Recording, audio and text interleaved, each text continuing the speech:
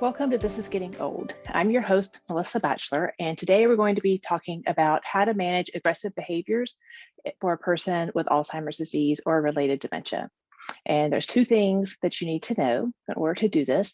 The first is you need to have a basic understanding of what's happening in the brain so that you can then try to figure out how to respond to it. And so first, we're talking about some of the underlying changes that are going on. Alzheimer's disease is basically it's brain failure. And so the person is losing the ability to use and understand language. And the parts of the brain that remain intact, though, are that fight, flight, or fright response. So you think about when you're stressed, even with the normal brain, you tend to have one of these reactions, either kind of fight against whatever it is that's coming your way, or maybe run away from it, or kind of get under the covers and hide. And that doesn't change just because a person has Alzheimer's disease. So looking to see, is there something that might have set off one of those three responses? Typically, particularly if the person was already kind of a fighter, which that's kind of me. If my kids scare me, I always jump into a karate chop, even though I don't know how to do karate. And I also yell really loud, so they know not to scare me because that I have a very strong fight reaction. The second thing to understand is when a person with Alzheimer's disease is experiencing pain or discomfort, they aren't able to tell you what's hurting. And just like a toddler can't localize pain, like if a toddler falls down and scrapes their knee, they hurt all over. The same thing happens with a person with Alzheimer's disease. They may hurt in their elbow or in their hip, but they can't tell you exactly where they're hurting. So you have to look at things at their nonverbal behavior. So do you see facial grimaces? Are they holding a certain part of their body? So you have to look for different ways that they may communicate with you rather than just straight out telling you what's wrong. The other thing to understand is that the environment does have an impact on someone with Alzheimer's disease. If your home is generally quiet, or you live by yourself and you have a little bit of a cognitive impairment, when the whole family shows up and there are 25 people in the room, that is a very different environment.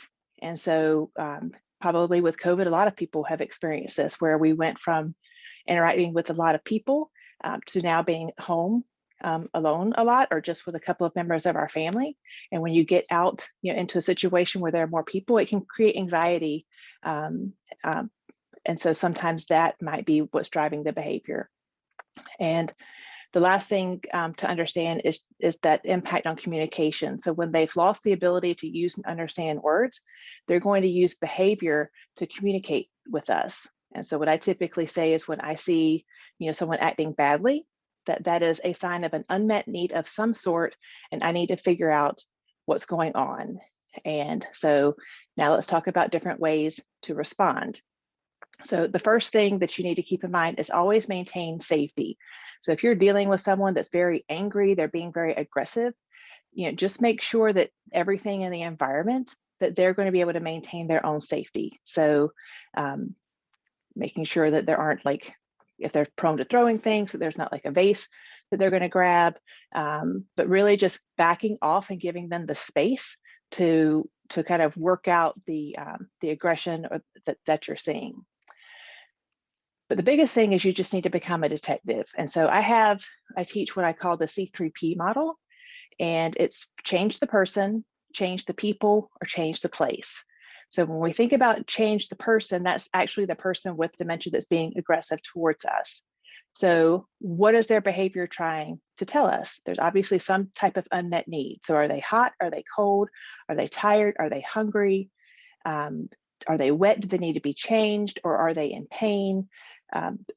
That's the first place to start. The second layer is changing the people. And that has to do with us as caregivers. Did we do something that might have accidentally set this behavior off? So if you were to walk, just like I gave you the example with my kids, if I don't see them or hear them before they touch me, oh, it's going to be on like Donkey Kong, because I've told them, I was like, because you're going to get a fight, flight, or fright response out of me. So making sure that we didn't accidentally show up too fast, always give people warnings that you're coming. And so sometimes we actually can set it off. And then the third thing is the environment. Is there something about the place? Is there too much noise? Do we need to kind of move people into a different environment? I can remember one time being at the nurse's station during shift change, and one of our residents just started screaming, and she would typically start, yelling out about 2:45 in the afternoon.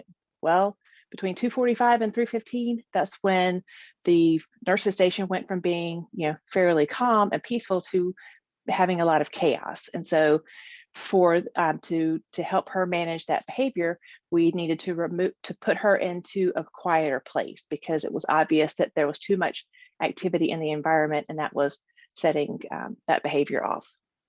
So if you thought about the person, the people, or the place, the next thing you need to keep in mind is to not push your own agenda. Sometimes as caregivers or staff members, we have things that we need to get done, and we're very focused on getting these things done. And we try to push that agenda on that person with Alzheimer's disease. And they may or may not feel like doing the things that we know we need to get done. And so a lot of times you need to remember that resistance is met with resistance, and the person with Alzheimer's disease is doing the very best they can. And so as the people with the big brain, we need to back off and wait for a different time. And so kind of shift the focus to a different activity, and we can come back to whatever it was that we were trying to get them to do that resulted in them fighting with us. And then the last strategy is to kind of reflect and regroup. So if you end up kind of getting into this dynamic of they're agitated and you get agitated back, and it ends up into this kind of tug of war between the two of you, to really take time to think through that interaction, to say, was there something wrong with them? Was there something wrong with me? Sometimes it's both of those things. Or was it something related to the place or the environment that I need to fix the next time? Because there is a way to pick up on someone's nonverbal cues early when they are becoming agitated, and to prevent it from getting into a full-blown fight between us. So reflecting and regrouping, but also if you can't figure out what's going on, ask another person that you trust to kind of come in and watch, particularly if it's an interaction that seems to happen quite a bit. Let someone else watch that interaction and see if there's something there that they see, because that can also be helpful. So getting support, sharing your experience, but also trying not to take it personally. Again, the person with Alzheimer's disease is doing the best they can. And as the caregivers, the more you know, the better these interactions are going to go. So I hope you found this podcast helpful.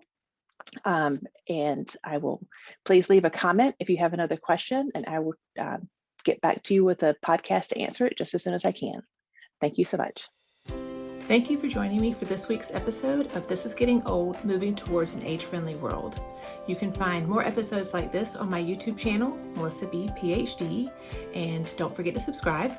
You can also visit my website, melissabphd.com, and check out the podcast and blog section, because that's where I put all the hyperlinks and different things that we may talk about in any given episode. You can follow me on social media, Twitter, LinkedIn, Instagram, and Facebook. And you can also find the audio version of the podcast on iTunes, Stitcher, Spotify, and Amazon Music. So I hope this podcast gives you ideas of different things that we can do to move towards an age-friendly world, because when the world is age-friendly, it's friendly for everyone.